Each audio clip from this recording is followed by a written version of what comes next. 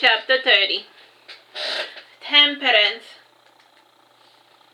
It was the first day of May, and that Saturday, King was hoping over to move into his new apartment.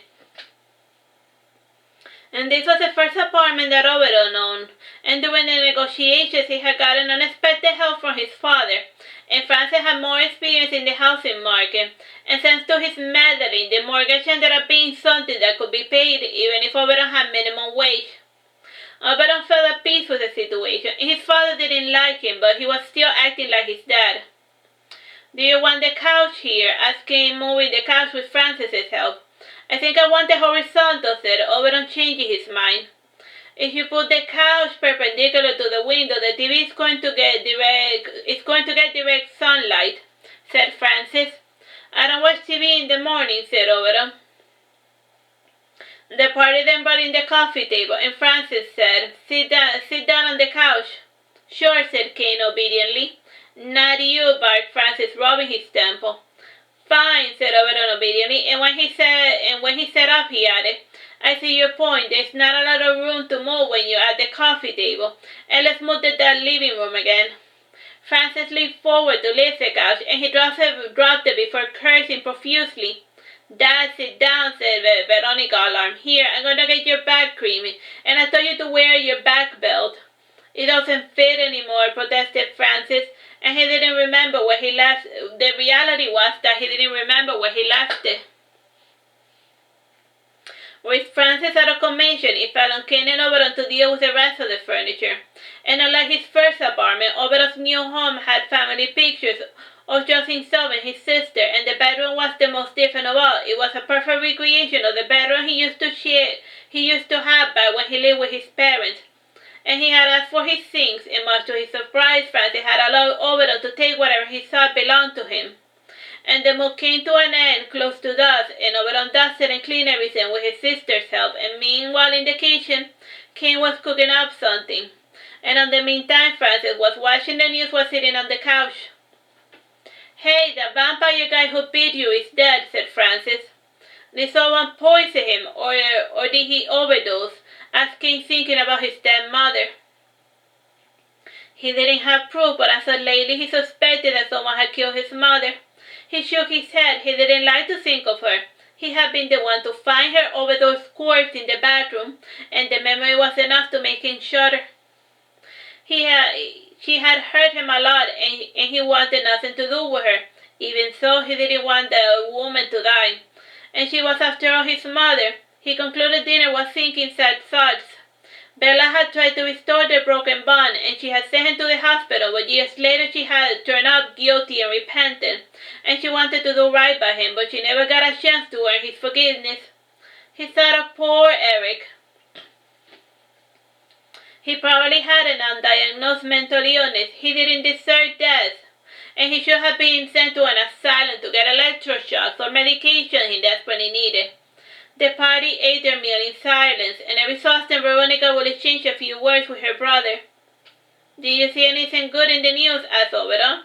"The guy who beat your friend Kane is dead," said Francis. Kane and Oberon were no longer a couple, and they were now best friends forever. And Oberon was no longer going to pressure King to mate, while King was no longer going to pressure Oberon to be Eugenia's replacement.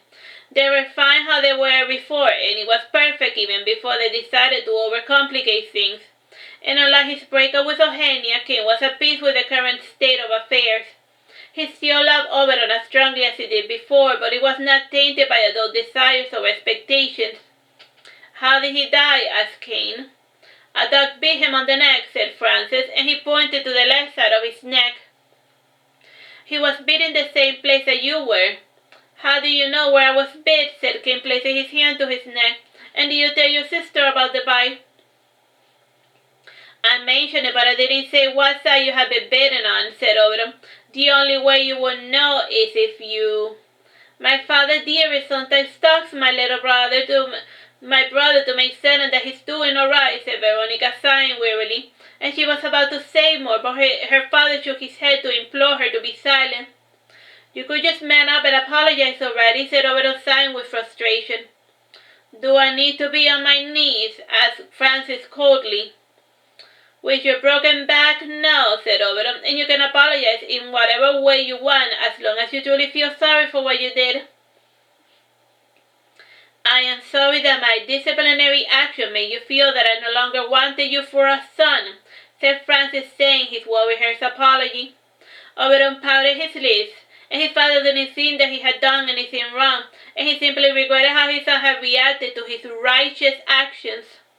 He sighed wearily. It wasn't the type of apology he wanted, but for the time being it was all he was going to get.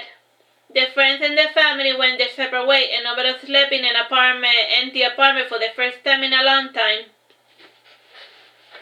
He began to miss knowing that there was somebody else in the house with him, and he fiddled with his cell phone nervously.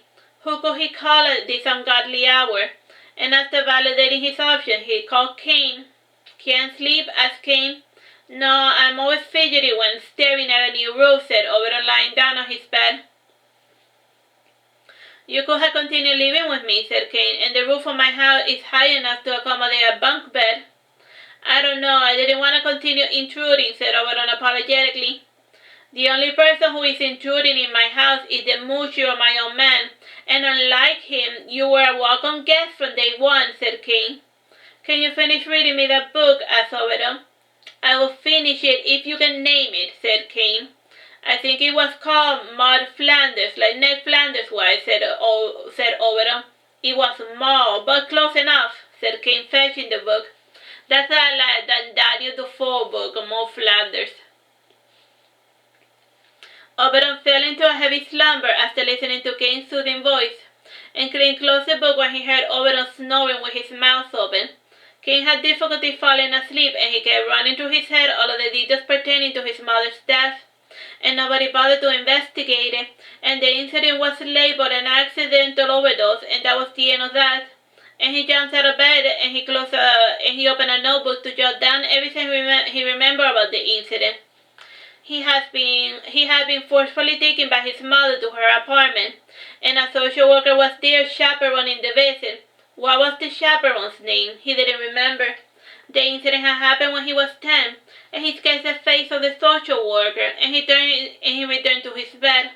He carefully picked up his sleeping cat to place it on top of his chest, and he stroked her short colored mane, and she had a black heart-shaped spot on her forehead, and she was such a darling. When he had finally consolidated sleep, he had a nightmare of Eric, and once again he was being bitten by the lunatic, and thankfully he could fight back. And when he pushed back the man, he saw Eric with a gaping wound on his neck.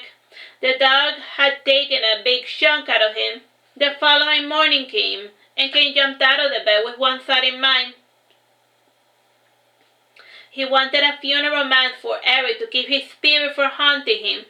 And while he was at it, he might as well do a requiem for his own mother.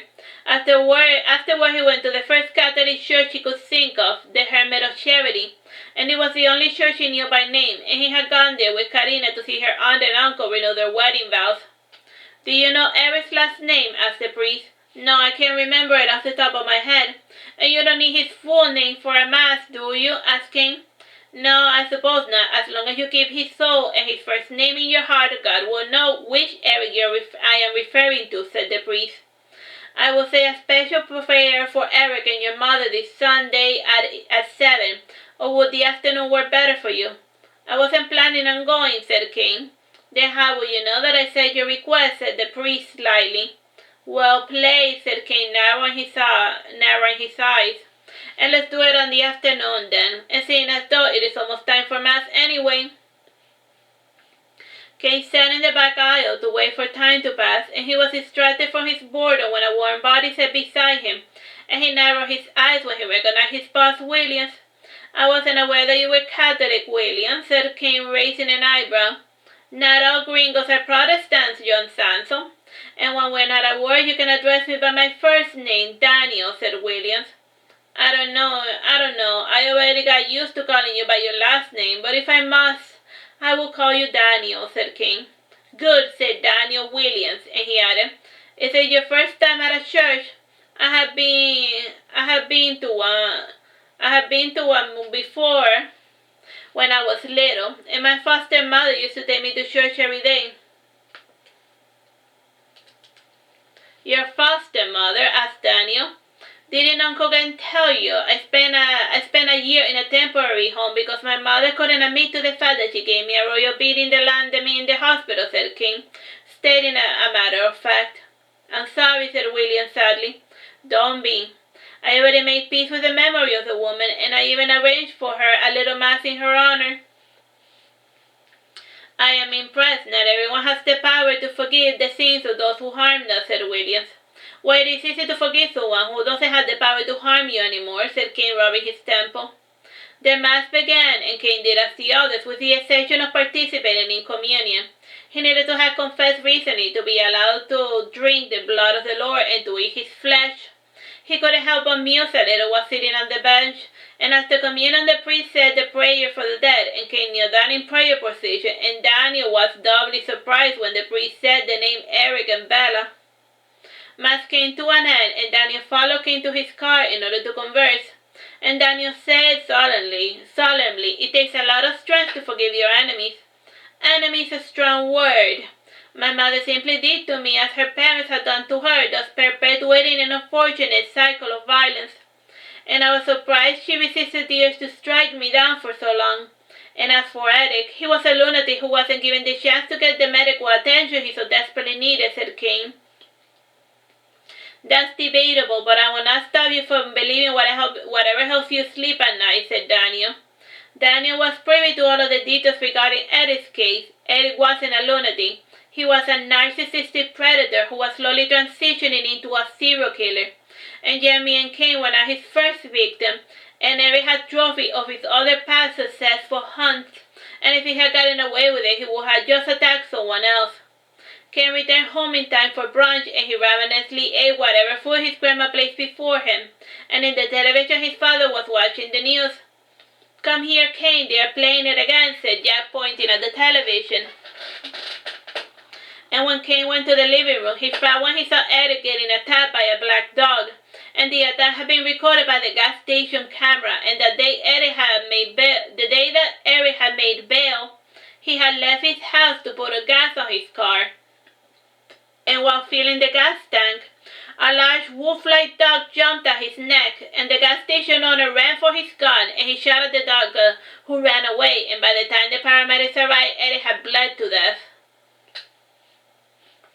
Doesn't that dog look familiar? Asked Jack, rubbing his chin. It is just a blurry image of a black dog. It could be any canine, said Cain, unconvinced. But doesn't Jeremy sometimes have a black dog? Mused Jack. Yes, what about it? Said Cain. Maybe he told his dog to kill, said Jack, rubbing his chin. Don't be stupid, Dad. Do you think Jeremy trained his dog to kill? This isn't Sherlock Holmes, and that dog isn't the Hound of Baskervilles. This is the real world, said Cain. I sometimes wonder, said Jack, down in his own reality. Is Jeremy trained a cat to walk on a leash? Mused Esther. Not you too, Grandma, said Cain, shaking his head incredulous. I'm just saying we should visit Jeremy today if he's nursing a wounded dog, said Esther. And you better take your gun just in case, said Jack, fetching the revolver. Cain rolled his eyes before packing heat, and he drove to Jeremy and Sidanta's house just to quench his curiosity, and when he arrived, he saw that nobody was home. His next instinct was to call Dorothy, and she spoke to Sidanta every so often. I haven't spoken to Sidanta since yesterday, said Dorothy. And Jeremy asked Cain, did you see him yesterday? Nope, said Dorothy. I am at the house and there's nobody at home, said Cain, and the car's not there either. Maybe they went out, said Dorothy. Maybe, said Cain. Cain! Meowed T-Ball before scratching at the door. Maine! Repeated T-Ball. Now that is strange. Jeremy will never leave T-Ball by himself, said Cain. And Cain picked the lock, and he gingerly lifted T-Ball before rubbing the cat against his face. It was then when he noticed a little note. If you are reading this, please return the cat to this address, and if you are a thief, all my items are guarded by an ancient Egyptian curse. You may loot at your peril. Cain entered the house while carrying Tybalt, and this was the first time he had been inside Sidanta's house unsupervised. And since Sidanta didn't consider Cain a friend, the Jews had never seen past the living room, and before his curiosity got the better of him, the front door slammed open. Cain, perfect timing, hissed Jeremy. need you to babysit my cat until further notice." "My pleasure," said Kane, taking Thibault's leash. "Stay in the living room," ordered Jeremy, as if guessing that Kane wanted to snoop about. "Have you seen Sedanta?" asked Kane. "Yes, I saw him, and very recently, I might add," said Jeremy. "And since you're a curious cat, I will enlighten you as to his whereabouts. Sedanta's in the hospital. He got shot twice. I had no other choice but to return home to look for his insurance information because I do not know it off the top of my head." That's the end of that chapter. Bye-bye and God bless.